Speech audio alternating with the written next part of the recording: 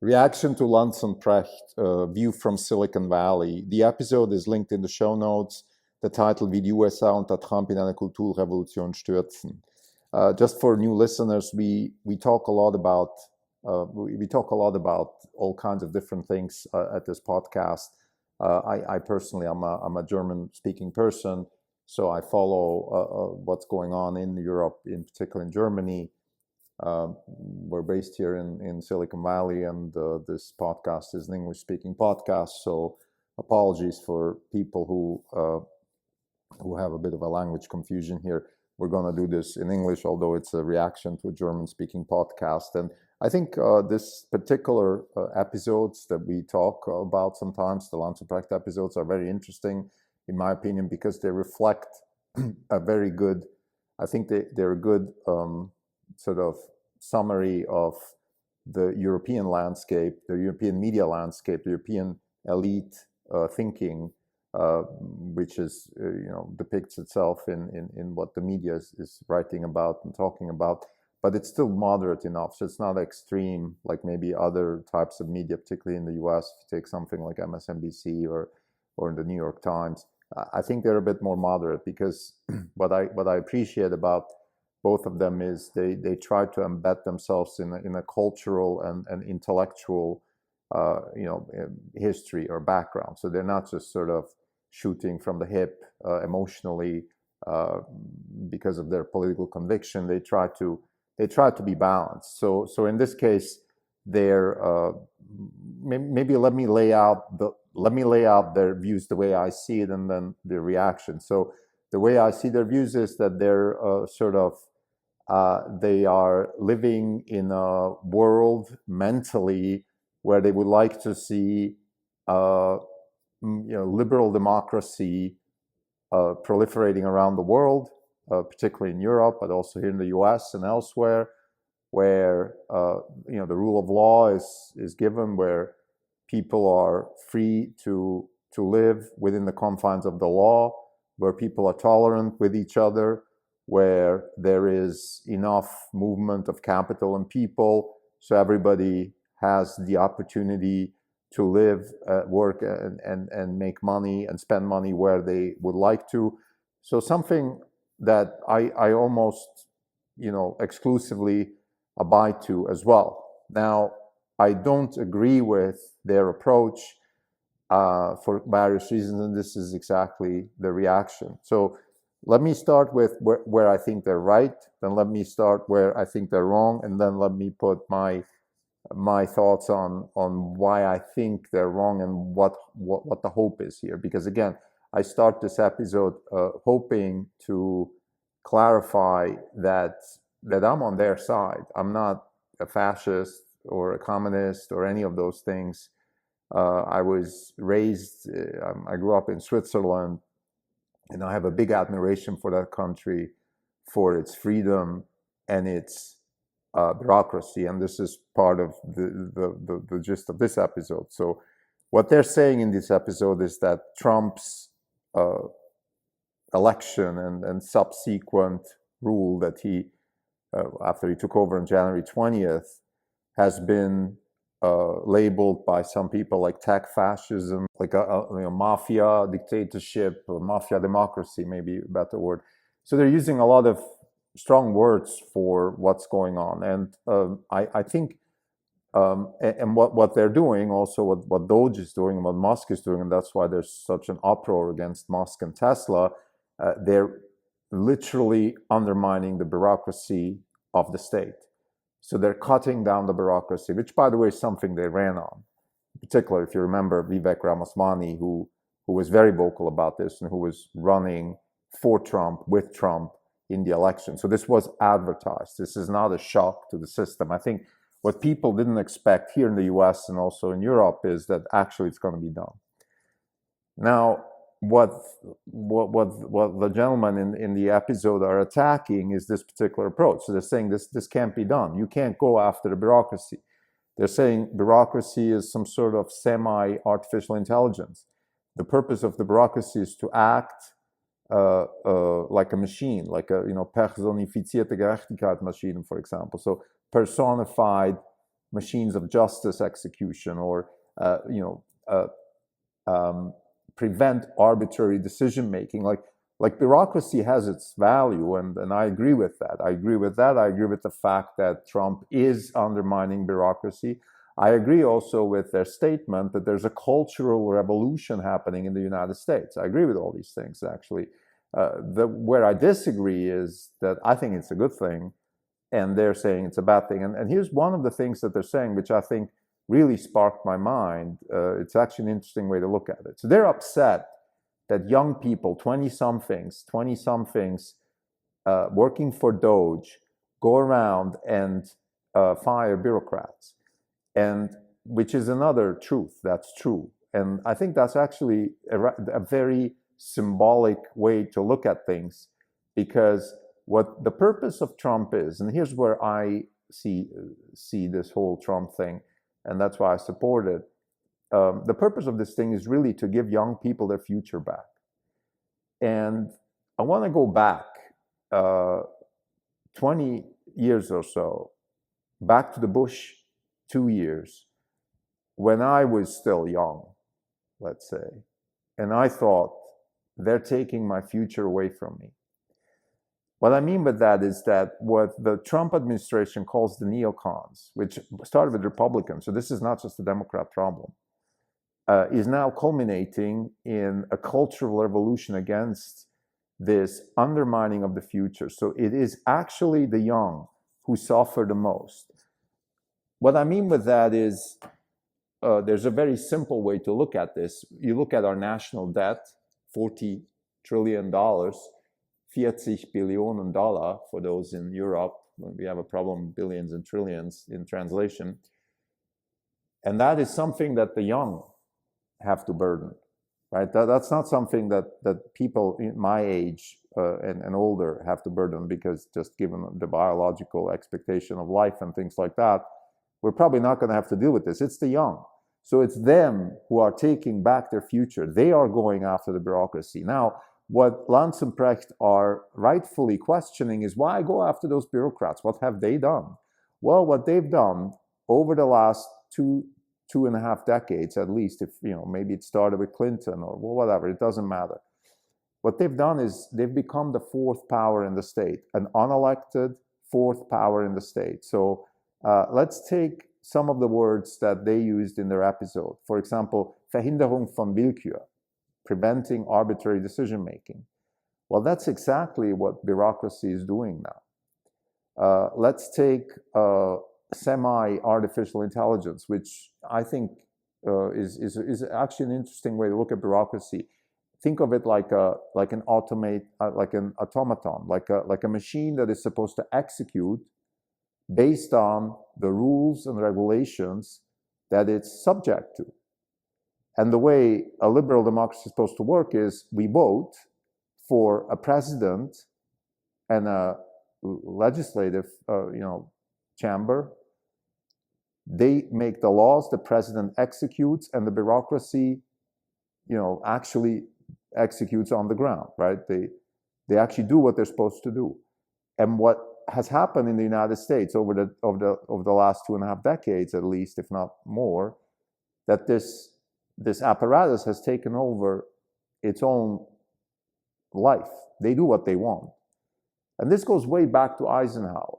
For Lanz and Precht, if you want to take my argument seriously, go back to Eisenhower's famous speech about the military-industrial complex, where he warns the American people against this risk.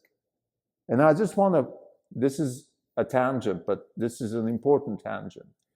Why was it Dwight Eisenhower who was warning his own people, the American people, of the risks of the military-industrial complex? Because Dwight Eisenhower was the general who fought fascism. And he won that war. So he knew best what he's dealing with. And he saw the risks of fascism grow within his own country. And he called it the military-industrial complex.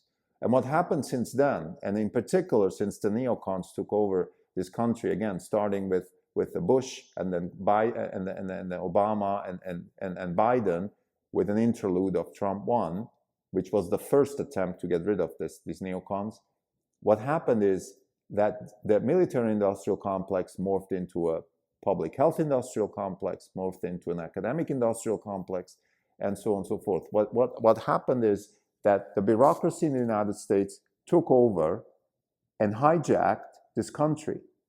And that's what the Trump administration is trying to prevent. So while I agree with the fact that bureaucracy is supposed to prevent arbitrary decision-making, unfortunately, that's exactly what they did.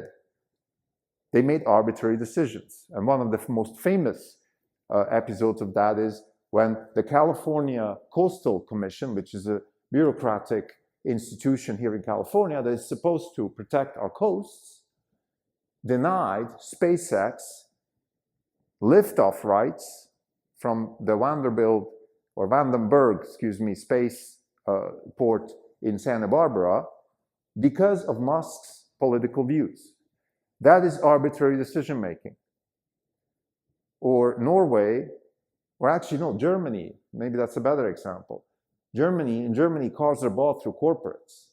And they refuse to buy Teslas now because most corporates in Germany are in bed with the elites, and they first want to protect their own car industry, but more importantly, they don't agree with Musk's political views. So that is arbitrary decision-making, not just by the bureaucracy, by the way, this is arbitrary decision-making even by corporates. So what I'm trying to say here is that, yes, I agree with you guys that we want to have a bureaucracy or a political branch that executes the will of the people and doesn't make arbitrary decisions. And that's exactly what the US bureaucracy is doing. And that's why Trump and this cabinet are doing what they're doing. I want to discuss another thing that they're attacking, which is this mafia-style, loyalty-driven decision-making that Trump is introducing. And I agree with that. That's true. And it's a little bit uncanny. It's a little bit, it makes us nervous too, I can tell you. Even as a Trump supporter, I am nervous about this because this can go wrong. But we just have to trust Trump the same way we had to trust George Washington, right? You just have to.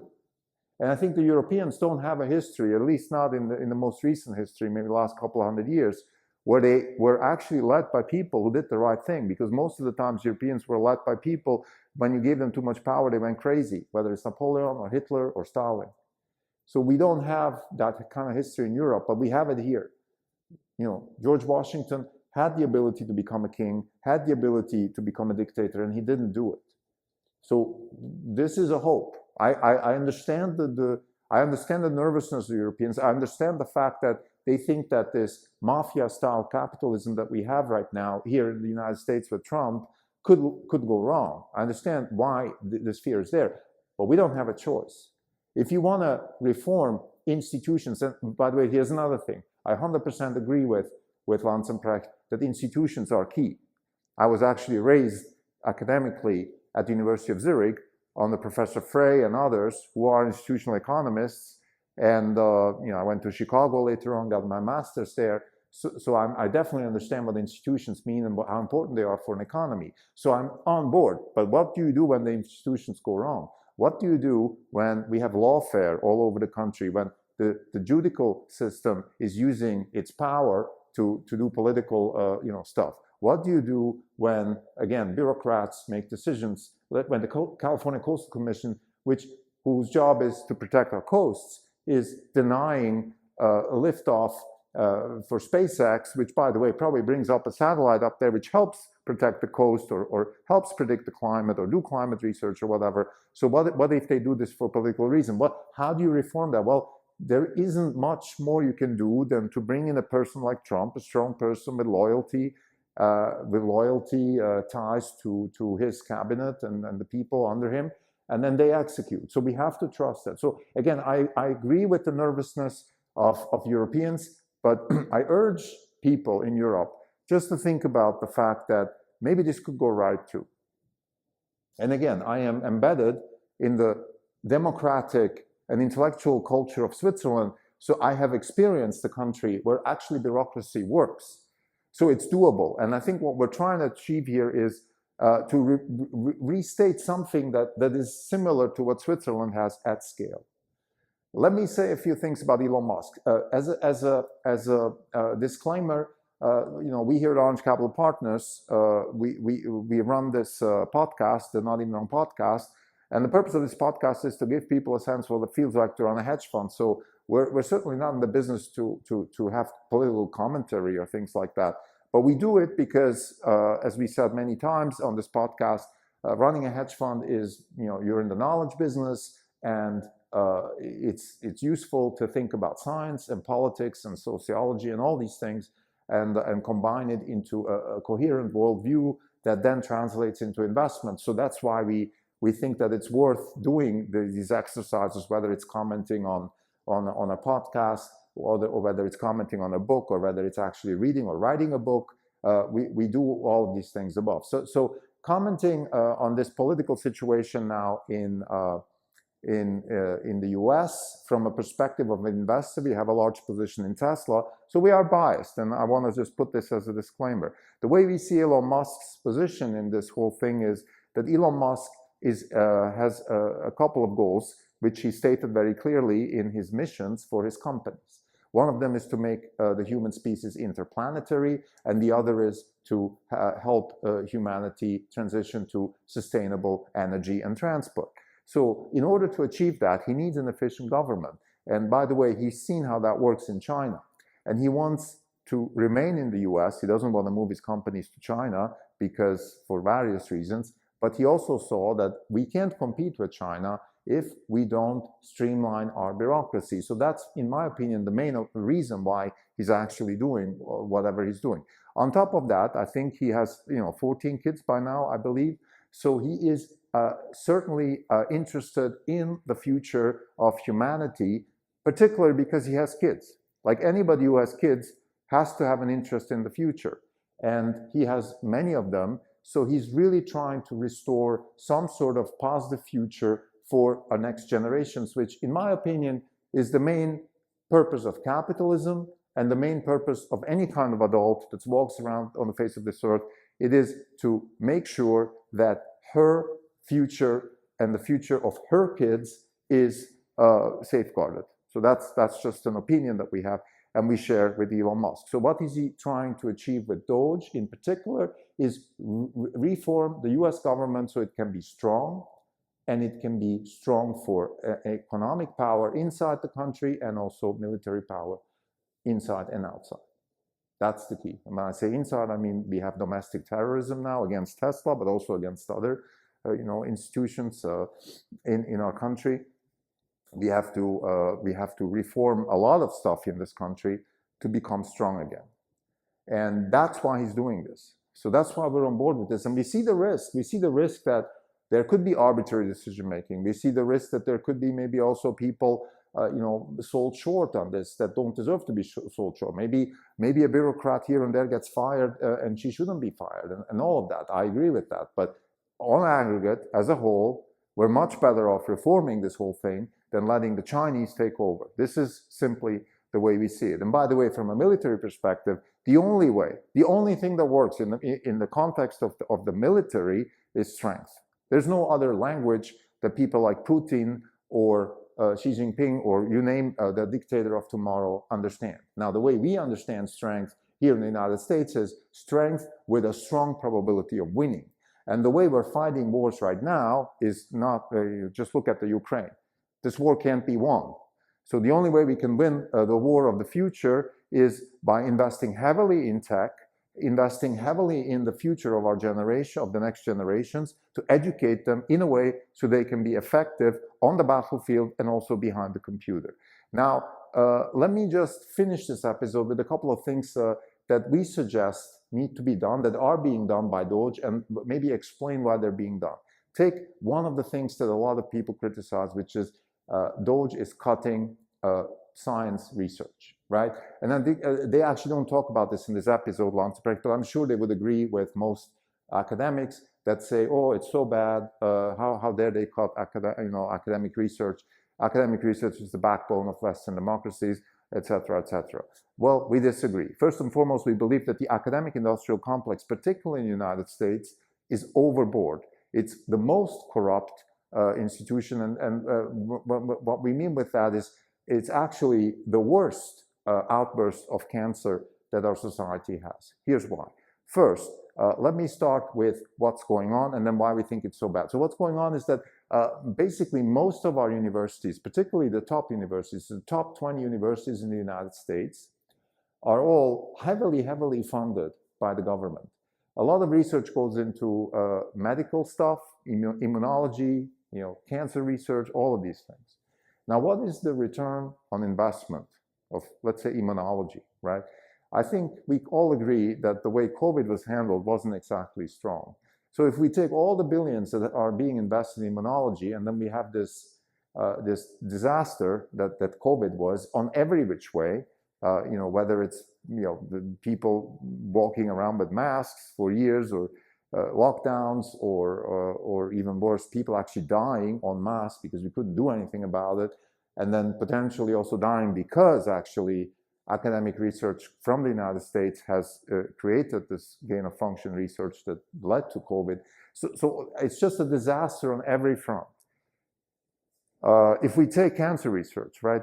Billions and billions are being poured into cancer research. Today, God forbid, if you're diagnosed with cancer, it's a death sentence. So what is the return on investment? That's my question. And the answer is it's very, very low. There's a very simple A/B test you can do to show that the actual progress that humanity is making is not the science that is being done in the universities, it's the entrepreneurs, particularly in the United States. And the A/B test is the following. You have the same quality, if not better, universities in Europe as we have here in the United States, but we only have growth and innovation here. We don't have it in Europe. So it's not the scientific endeavors that help. It's the entrepreneurs. So what I mean by that, to finish this academic subject, is the following. I think way too much government intervention is going into the universities. It's creating an elite, a cabal of academics who have access to government funds, who crowd out, let's call it useful research in the name of their own agendas. And as a result of that, and here's the punchline, the tuitions or the cost of education has gone through the roof. It costs $500,000 to educate a child in the United States for undergrad. So for people in Germany, if you want to go to a university here in the United States, equivalent of maybe the University of Heidelberg or Humboldt or Göttingen or whatever universities you have there, spend a 4-year degree and get a history degree or an engineering degree, it costs $500,000 all in. Now, it costs also a lot of money in Germany. I mean, what I include in the $500,000 is not just the tuition, but it's also the living cost and all that. So, they're high also in Germany. But let's skip all of that. It's about $250,000 just in tuition. So my point is this: any academic who has a problem with Trump cutting the Department of Education or going after the research budgets or whatever it is, my question is, what have you done to prevent your tuitions from going up? And the answer is usually, well, it's not my job, I don't know. So anyway, the point is this: we have urgent need to reform our universities.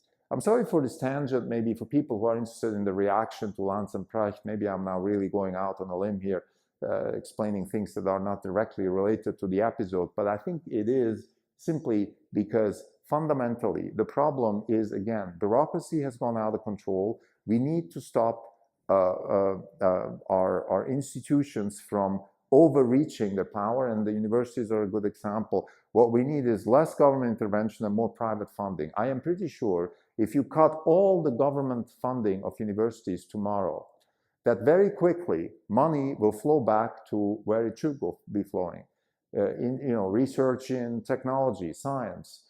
Probably less research in how transgender rats should be evolving in Mozambique or whatever, right? So we won't have a lot of those fluffy subjects, women's studies and stuff. We'll have some of that, gender stuff. I'm not saying these things are not important, but they're certainly not as important as they are being financed right now through all this DOE funding. So this is one example, just again, why we think it's important to reform our institutions, because academic knowledge is the most precious good we have as a humanity. That's what distinguishes us from animals. It's the ability to learn and create knowledge. And I feel very strong about this. I also made a comment on Geoffrey Hinton when he attacked Musk. I think it's petty for academics to attack Musk. Musk is, he is the one who is showing everybody in academia how he's showing the shortcomings, because he's able to deliver engineering miracles that academia has not been able to deliver with his companies. And he shows that a lot of the research which is done in academia is futile, and a lot of money is being wasted on nothing. Another example is the medical industrial complex, which is even worse. I already spoke about the immunology and the cancer research. Overall, if you take the top US universities, Harvard, Stanford, and you go on, they're actually half, or if not 2/3 of the money is spent on medical research. So number one, that to me is a red flag already. Well, why do they have such big hospitals? If you go to Stanford Hospital now to get treated, your bill is going to be in the hundreds of thousands of dollars. It's ridiculously expensive. The hospitals have monopolies here.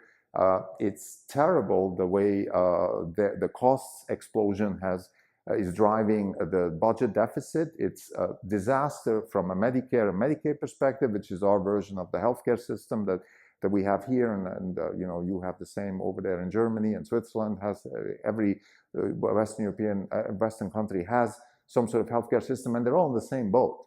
The costs are going through the roof because the system has hijacked society at the expense of future generations by wasting billions and billions of dollars or euros on overpriced services. These things need drastic reform. Again, that's something that Trump is trying to address. And just to say a few words about the medical industrial complex, we're not advocating for cutting any kind of medical services. What we're advocating for is simply by reducing the price of those. If you go to Stanford Medical now, you're being charged probably $10 for a Band-Aid. The same Band-Aid costs 10 cents at Walgreens, our pharmacy here. So that's the problem.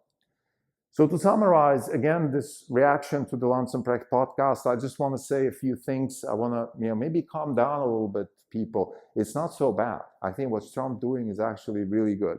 It's good for our country. It's going to strengthen our country. When J.D. Vance went to Europe, he didn't say that we're not going to help you guys if you don't support our tech giants. What he said is we're not going to help you if you don't support our values. That's what he said. And I think most of our values are still congruent with the values in Europe.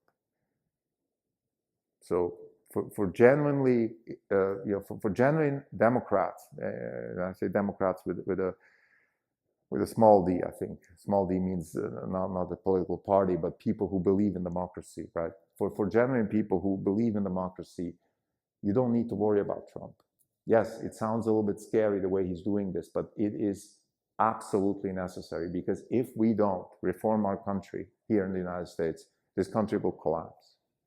We have too much debt, and that's the signal. It's just a country that spends more money on defense more money on interest than defense is doomed to fail. That was the case with the French before the French Revolution, with the Romans before the Republic was collapsing and the dictatorship started.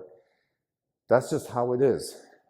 This, call it law of political economy or something, or the law of constraints in politics. You can't have a country that wastes so much money on bureaucracy and special interests and maintain some sort of global peace. It's impossible. So the only way the world can continue on a global peace trajectory is with a very strong America that is strong in a way that its adversaries know that it's going to win wars. And that can only happen if we streamline our bureaucracy, if we strengthen our academic system so it does the work that is necessary to push progress, if we give young people their future back, if we give young people the ability to go to university, get a degree, go to work, make money, and spend the money the way they want.